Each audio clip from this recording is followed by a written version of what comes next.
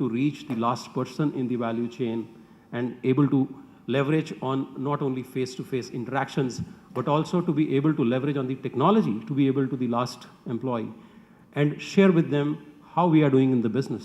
Because there is a lot of pride which the employees attach in terms of the organization that they work for. And the winning organizations always generate a lot of automatic motivation. The winning story of the organization, I think, makes the job of HR business leaders very easy. If an organization is successful in the business place, whether it's because of HR or not, I think that drives, a lot of HR can take credit for the business success of the organization. It makes our job much easier. So that business connect for people to understand where we are and where we are going is extremely crucial. This is one of the signature processes in our company where the line of sight has to be very important. When I come in the morning and I do something, I need to understand my actions, where do they contribute into the organization? And not only for my department, but also for my company here, and also for my company at a global level as to where I contribute. And here we have a very, very robust process in the organization. We've been using the balanced scorecard concept for the last 15 years. I suppose in this market we were one of the first ones to introduce and start working with the balanced scorecard concept. So we do, every company worth its salt has a strategy. Strategy is not such a challenge. I think execution of strategy is a challenge. 90% of the strategies fail because they are not executed well. So following the strategy process at a global level, we disseminate that information at the local level. And with the involvement of the employees, we create the balanced scorecards for the company. We create a balanced scorecard for the organization, for the department. And that translates into an individual scorecard where the goals are getting into the IPM system as well as they are reflected into the variable compensation programs. So for an individual, the objectivity is that high that it's not difficult for an individual to figure out how good or not so good that person is performing. Because a lot of time, I think the demotivation is because I am not assessed fairly in my performance management process, or my discussion happens once or twice at the end of the year, and I'm told this is good about you and this is bad about you, and that's the end of the story. So that constant engagement and objectivity so that I as an individual understand and know where do I stand is important. And that's really what we try and build very strongly through this process. Rajiv, how much time do I have? You can take another 5 minutes. Another 5 minutes. Okay, thanks. So this is just a very quick sample of how does our organization's balanced scorecard look like. And this balanced scorecard parameters can change from year to year depending on where the organization wants to go. And basis this, then we determine the balanced scorecards at every unit level. And then those are the measures which are very transparently or openly shared with the employees because they ultimately get into the individual scorecards. As I said, performance important is objective. It has to data-based. It has to be data-based. And what gets measured in an organization gets done. And for us, data is extremely, extremely important.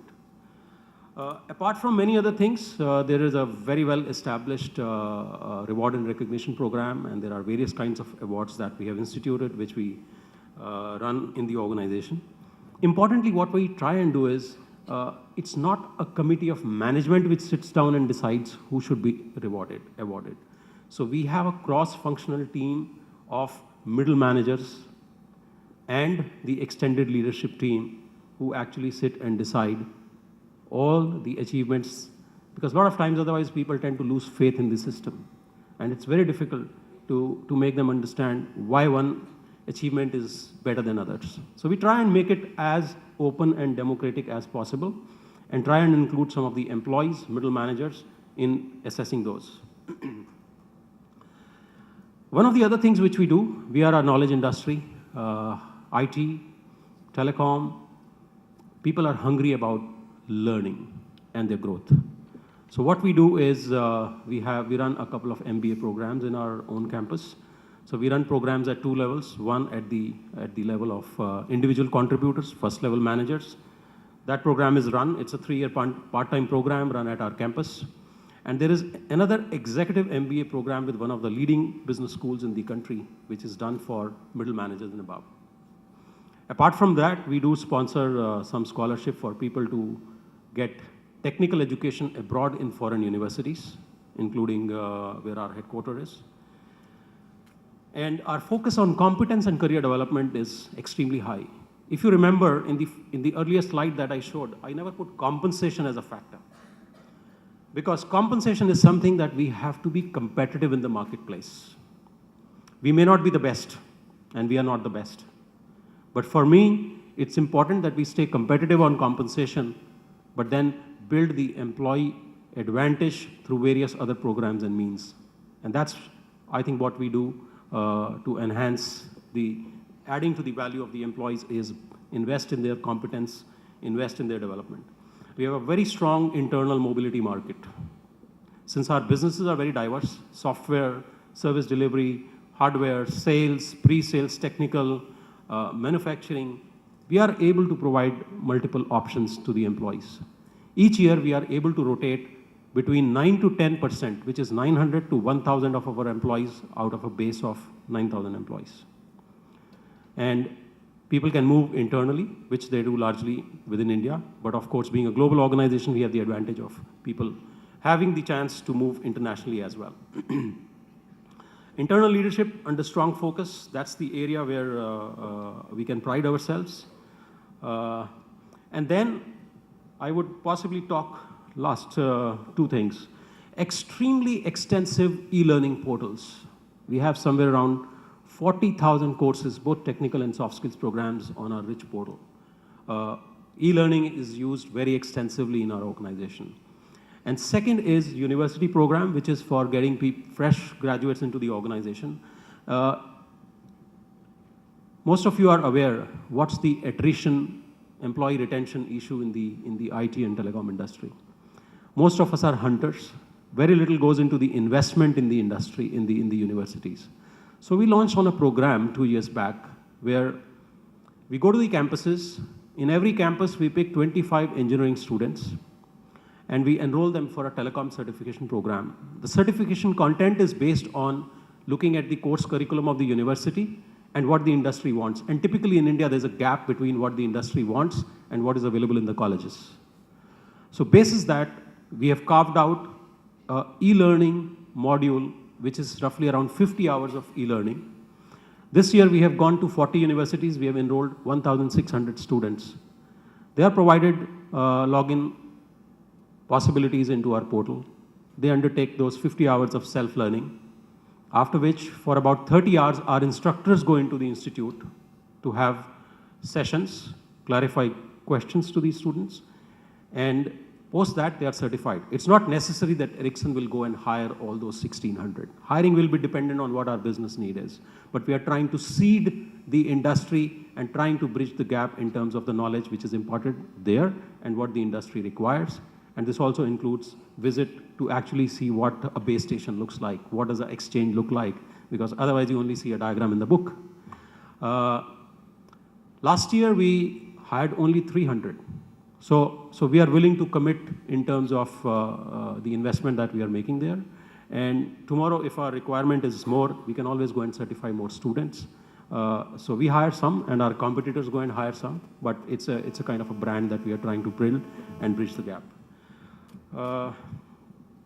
Paucity of time, it's an important area. The only thing I will highlight here possibly is that we have forged some very strong relationship with the two leading business schools in India. One is ISB, and second is IIM Ahmedabad, for building our middle management leadership capabilities, running customized programs, getting international faculty into India, and providing a global perspective to the audience. Interestingly, we have also managed to take ISB as a leadership training provider to our global organization. So we don't use ISB only for our domestic needs, but we also bring global managers into ISB, and therefore we have been able to export that knowledge out of India and helping build that brand at a global level. The results for us over the last few years, hopefully our strategies are going right, because the proof of the pudding at the end of the day is in eating it. We see fairly good success on our business numbers. We measure, as I said, employee satisfaction through the dialogue survey. You can see the scores are increasing. We are one of the top rankers across the Ericsson world. It's a benchmarking done internally as well as with the external competitors. So there are both kind of benchmarking that we do. And the third thing which we measure is customer satisfaction, doing fairly well on that. And we have seen over the last 4 years a considerable drop in the attrition rates.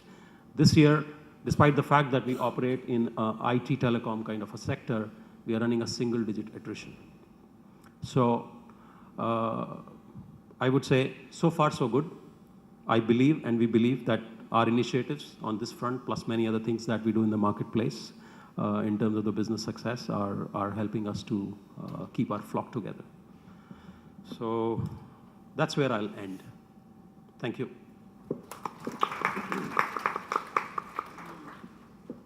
Thank you, Girish. Again, a very insightful presentation from Girish here. I like the first slide, which had the incredible India map on that. I think that brings to the fore the strength of India now coming forward as a big economic power. Another highlight, I think, of his presentation could be he had one tagline, Islands of Success versus all-round success. I think that is very, very important. Normally, we keep on nurturing a few groups and we forget the larger picture. I think it's very essential to keep nurturing them, but also keep looking at the larger picture and grow the entire organization and entire employee force together. Value drive is another takeaway from his presentation. How to embed that in the behavior process. Otherwise, he said it's a poster on the wall. Normally, it is like that only. It sounds good, looks good, so let's hang it at the reception. Visitors can see it. But how do you embed that into day-to-day work behavior? That's very, very important, and that's very key thing to do by HR. Another thing is the HR business connect. He was very candid in telling that if you do not understand the business, you cannot afford to head the HR in an organization. I think that's very, very true. In respect of, if you look at 15, 20 years back, maybe you could get away without knowing the business, but not now. Things are very, very different. HR is at the forefront of strategizing the business imperatives. So again, a very, very important thing he highlighted. E-learning opportunities, what he presented, I think excellent, and the employees' engagement, I think, would be driven by that. The kind of portals they have, the kind of link-ups with the universities they have, I think it in itself is a great learning opportunity, and it's a learning organization which can retain people. And congratulations for maintaining a single-digit attrition level in these times, and that too in the area you are in. Congratulations and well done for that. So thanks again, Nagarish. Now moving on, may I request Rahul to please come up and share his experience and presentation. Rahul is from Schneider Electric.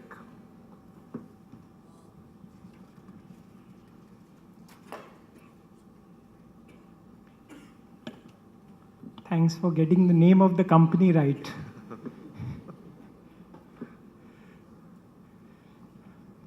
Can we just take a minute, stand up? Everybody just stand up. Just take a stretch break here. Yeah, just take a stretch break, okay? Yeah, pat the person on your front, give 2 pats and say, wake up. Do it. Come on, guys, do it. Yeah, wake up, wake up. Little bit stretch, yeah, come on. Yeah, little bit of stretch. Right at the back. Yeah, it's better. So Schneider is all about, the tagline that we use is make the most of your energy. Rahul, but if you're trying to hint that people have slept during the earlier 2 presentations, very bad. What I really wanted was that they should be thoroughly awake in this one.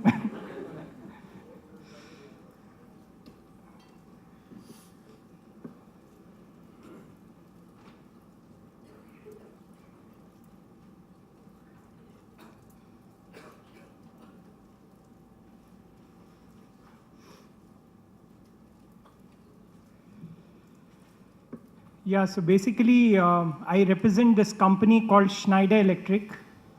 Whenever I share that I'm from this company, so everybody asks me, oh, that company that used to make lifts.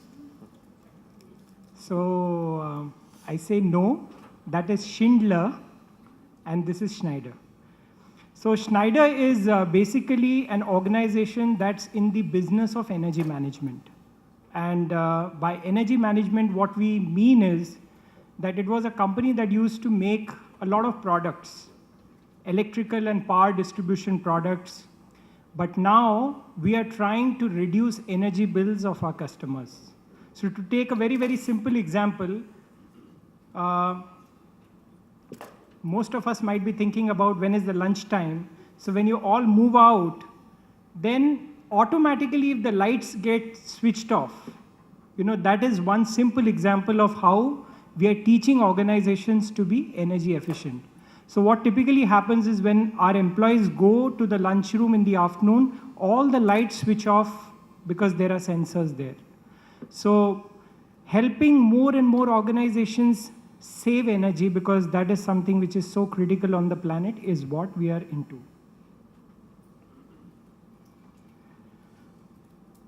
So this is the flow of the presentation. I'll talk one slide about Schneider Electric, our context, and then really get into this whole business of what talent management is all about and what we are doing at Schneider. So I really liked when Girish and Kamlesh shared the wing-to-wing view. I'm going to take a deeper dive into what exactly we are doing in the area of talent management, and especially when the talent is within the organization. So fundamentally, we are almost 1 lakh plus people company worldwide. We have about 10,000 people in India. India is a very hot destination right now. Almost the revenues in India are to the tune of 3,500 crores. 5% of our sales we devote to R&D spend. And basically the business that we are in is, on one side, if you see, there is energy production that happens, and then there is energy usage, which typically happens from a residential or a commercial place. And whatever we are trying to do is in between these two. So from the time it gets generated to the time it gets used, what kind of solutions and products do we need to have which can start saving the energy for the customers? So as I shared, India is a key geography. There's a lot of inorganic growth in the organization. And this context is important because this is the context in which the talent management is operating today. Okay? So inorganic means we have been growing mostly through acquisitions. That's been our strategy. So in the time of slowdown, when companies were trying to reduce their spending, we bought 3 companies in India in the last 1.5 years. Also, one of the reasons is that you get companies much cheaper when the slowdown is there. But fundamental strategy is growing inorganically, and that's why the challenge that comes is how do you integrate these people into your day-to-day culture and your fabric? And how do you make sure that your key people don't leave the company? Especially when a company is getting acquired, there's a lot of insecurity that starts creeping in and things like that. So how do you have the right talent, engagement, development, management mechanisms to make sure that people don't leave? And there's a huge focus in the organization today to drive the solutions business. So while we used to make a lot of products earlier, now it's about helping the company, give them a solution so that the company can really save on the bills. So there's a big mindset shift because our salespeople used to sell products first, and now they are all about selling solutions.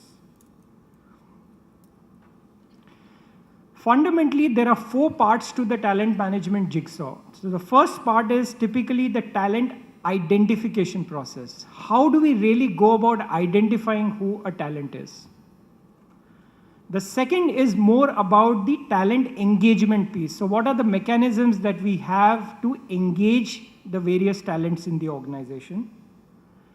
Third is what are the mechanisms that we are using to develop talents in the organization? And there we typically use a 3E approach, which I'll talk about later. And most importantly, how do you create a strong succession pipeline in the organization for all your critical positions? How many of you heard about business continuity planning at the back? So business continuity planning is about making sure that your business is secure. Okay? Especially after the terrorist attacks and all these things, a lot of business continuity planning has been happening. So we say that one key aspect about business continuity planning is making sure that your talents don't leave you in the... Because if your good people leave you, you're gone. So how do we create a strong talent pool and a strong bench? So the first part that I'm going to talk about is the talent identification process, which is typically called the people review. And we do this twice a year. And this process is done with a lot of involvement from the line managers. In fact, if you ask our CEO, he spends 6 dedicated days